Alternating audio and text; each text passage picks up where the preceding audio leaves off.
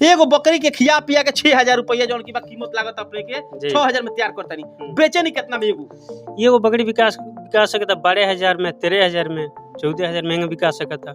यानी 100 लगाएं तो 200 पाएम 200 लगाएं तो 400 पाएम। बिहार सरकार के द्वारा बकरी पालन करे खातिर बतावल जाता कि 4 लाख रुपया अगर अपने खर्चा करता नहीं जेमे अपने के 2 लाख सब्सिडी बा, सरकार 2 लाख अपने के पैसा देती है सब्सिडी के रूप में। देखनी ओकरा बाद अपन मन इतनी कि ना बकरी लिया, बकरी में फायदा बा। कितना दूर में अपने बकरी के पालन बहुत कम जगह में चारा के रूप में हमें गन्ना के जो ऊपर के पत्ती होला हरा वो पत्ती दिया था, संगे संगे चोकर डलाता जौना से बकरी बड़ा चाव से खातिया।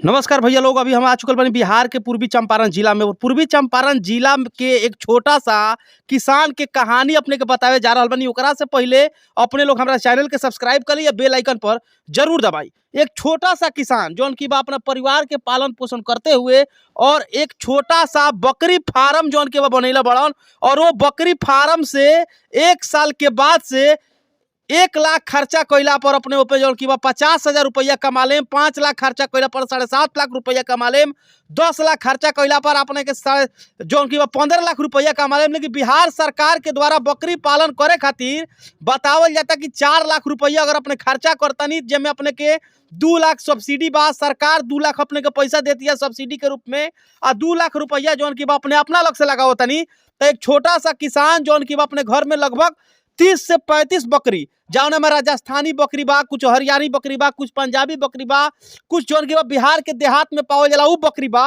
यही छोटा सा रूम में जौन की बकरी का पालन कइल जा रहा बा। देखी सर्दी से कौना प्रकार से बकरी के बचाव करे के बा, सर्दी से कौना प्रकार से बकरी बची तौना खातिर लेके भैया एक छोटा सा रूम बनैले बड़ा, और यही रूम में जौन की बा बकरी पालन कइल जाला। यहाँ पर बकरी के चोकर के द्वारा खियावल जाता। देखिए यहाँ पर चारा के रूप में हमें गन्ना के जो ऊपर के पत्ती होला हरा वो पत्ती दिया था, संगे संगे चोकर डलाता जौना से बकरी बड़ा चाव से खातिया, और बकरी में वृद्धि भी दिखता।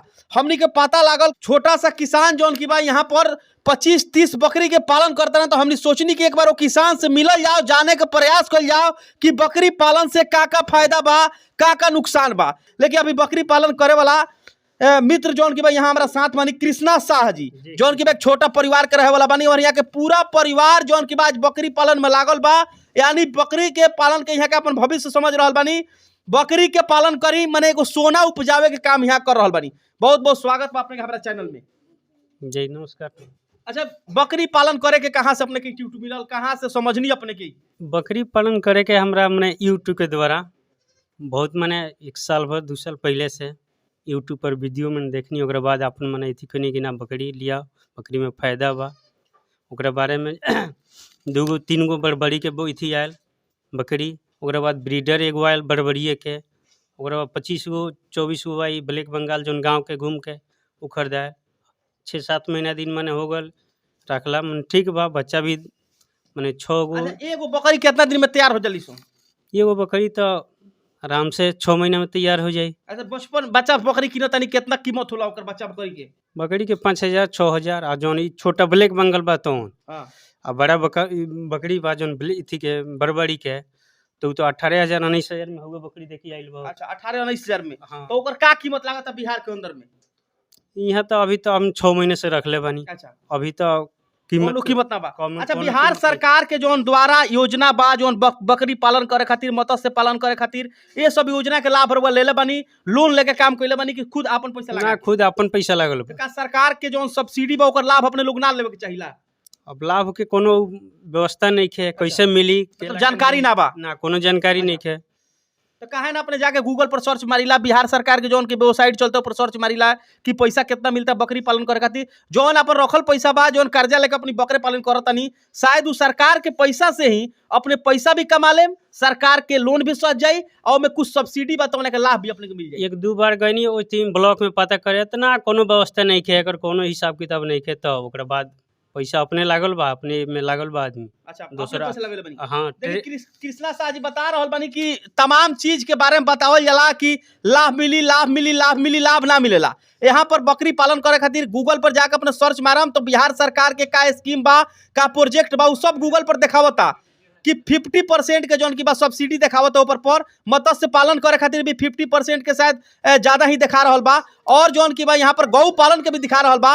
लेकिन एक छोटा सा गरीब परिवार के जौन की व्यक्ति यहाँ पर बकरी पालन कैले बानी, स्कीम यहाँ के पता बा, ब्लॉक में गैला पर पता कल जाला तो ब्लॉक में ना बतावल जाला, हो सकता है ब्लॉक में जानकारी ना होके। लेकिन बिहार सरकार बकरी पर अपने के 4 लाख रुपया में अपने के मात्र 2 लाख रुपया देवे के बाद 2 लाख रुपया सरकार के जौन की बा स्कीम बा, जौन माह बटे जौन अपने के ना देवे के बा। अच्छा, बकरी पालन शुरुआती के बाद देखिए जे वैक्सीन के व्यवस्था बा, हाँ। यहाँ कोनो वैक्सीन के व्यवस्था नहीं अच्छा, है। अभी तक पशुपालन विभाग से केहू ना आयल, केहू ना आयल, हाँ। कोनो उपाय नहीं जमा कि मकड़े बनी वैक्सीन कोनो कागज ले जाके अपने कागज कहाँ था बाजी, कहाँ जमा कर, जहाँ पता लगी तहन ना तो हॉस्पिटल बा, अरे राज हॉस्पिटल बा सरकारी, हाँ, वहाँ वहाँ तो हम लिखी। स्वास्थ्य विभाग के वहाँ नहीं खींच जा। अच्छा नहीं के पता अपने को ना ओकरा बारे पता में? नहीं के हमरा। अच्छा, ई जोन बकरिया बिया दिखी यहाँ पर, ई बकरी के कीमत बा, ई बकरी कौन अथी बा नस्ल बरबरी बकरी बा। देखिए यहाँ पर ई बरबरी बकरी लियावल गइल बा, जौना के 17,600 रुपया जौन की बा ये बकरी के कीमत बा।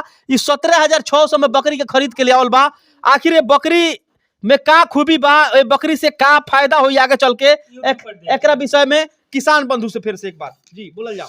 माने यूट्यूब पर देख के जहाँ बरबरी के बकरी ले पर फायदा बा, का माने फायदा होला, ग्रोथ माने बहुत ज्यादा बा। तो कितना दिन पहले लियाल बनी अपने के एकरा? 6 महीना ले बनी जब अपने लाइन एकरा के तब से मतलब एगो बकरी के पाले पोसे में कितना तक कीमत अपने के लाग जाता? देहाती बकरी के बारे में पूछता नहीं। एगो कोई पर डे एगो बकरी के माने खियावे में खर्चा लागत 20 रुपया। अच्छा, माने ओकरा के तैयार करे में कुल कितना लागत बराऊ? किल्ला में लेके तैयार कइला में माने पोस पाल के जब बड़ा कर देता नी, जब ओकर टाइम आवता बाजार में बिके के तो कितना तक में उ तैयार होता, कितना लागत लागता? अब 20 रुपए का एक दिन प्रतिदिन के लागत जोड़ ली, कितना हो जाएगा ये? माने 6 महीना में तैयार होता रहा। हाँ 6 महीने 6 में महीना में तैयार हो जाता हाँ, बकरी। 3,000 रुपया 3,000 रुपया एगो बकरी के खियाओ में खाली 3,000 रुपया का लागत बा। खरीदे में कितना रुपया का लागत बा बचपन में ओकरा छोटा सा में? छोटा सा में अब मैंने ब्लैक बंगाल का कम रेट है। अपन देहाती के पूछते नहीं? देहाती में तो छोटा सा खरीदा जाएगा 3,000 3,500। हाँ, यानी 3,000 खियाओ में, 3,000 अपने के खियाओ में लागता, 3,000 खरीदे में लागता। यहाँ के अपन बकरी पालन करनी, एक छोटा सा यहाँ घर में बच्चा बा, पढ़त भी बा, बकरी भी पालन कर लेता, संगे संगे अपन वर्क भी कर लेता, पढ़ाई भी कर लेता, चाचा अपन पढ़ाई जौन की बकरी पालन भी कर लेता, रन खेती बाड़ी भी हो जाता। यानी एक साथ में तमाम घर के काम के साथ एक छोटा सा उद्योग, एक छोटा सा बकरी पालन अपने जौन की बा स्वयं से कर सकता। एगो बकरी के खिया पिया के 6,000 रुपया जौन की बा कीमत लागत अपने के 6,000 में तैयार करता नहीं। बेचे नहीं कितना में एगो बकरी विकास सकता 12,000 में, 13,000 में, 14,000 महंगा विका सकता, 12,000 13,000 14,000 विका सकता। अपने जौन की बा कितना दूर के जौन की बा कितना दूर में अपने बकरी के पालन? बहुत कम जगह में। देखी बहुत कम जगह बा, बहुत कम एरिया बाटे। मात्र देखी कि ई गौ पालन के जगह शेड बनेला, से मोहिंगा शेड के तैयार कइल गइल बा। हमर लागत था कि एक धूर से 1.5 धूर के जमीन में यहाँ लगभग 50 गो बकरी के पालन होता, और एगो बकरी के तैयार करे में 6,000 रुपया लगता, और बकरी के 12,000 में मार्केट में बेचल जाता, 14,000 में बेचल जाता, 10,000 में बेचल जाता। यानी 100 लगाएम तो 200 पाएम, 200 लगाएम तो 400 पाएम। लेकिन बिहार सरकार के स्कीम के बारे में हम लगातार बतावत जातानी कि भैया के मालूम ना बा, लेकिन फिर हम से बतावतानी कि गूगल प्ले स्टोर पर जाई, अपने गूगल पर जाकर सर्च मारी कि बिहार सरकार बकरी पर कितना % सब्सिडी देता, किसान लोग के बकरी पालन करता तो सरकार के द्वारा का अनुदान बटे, उस सीधा अपने को पता लग जाई। तो अपने के जो 100 लगावतानी उस 100 में 100 अपने के जौन की बिहार सरकार सब्सिडी देता। यानी जौन बिहार सरकार के 4 लाख रुपया मिलता, वो 4 लाख रुपया से अपने कमाएम 8 लाख रुपया। मात्र सरकार के देव बा 2 लाख रुपया। अपने के अगर ऊपर ध्यान देम तो अपने के उद्योग जौन बा, अपने के बकरी पालन जौन बा, वो आवेला समय में करोड़पति भी बना सकता, लाखपति भी बना सकता। यानी स्कीम ली, स्कीम के लाभ उठाई, खबर पर बना रही। फिर आगे हमनी के केहू से मिलम सन, बना रही हमारा चैनल के साथ। जय हिंद, जय भारत, जय चंपारण।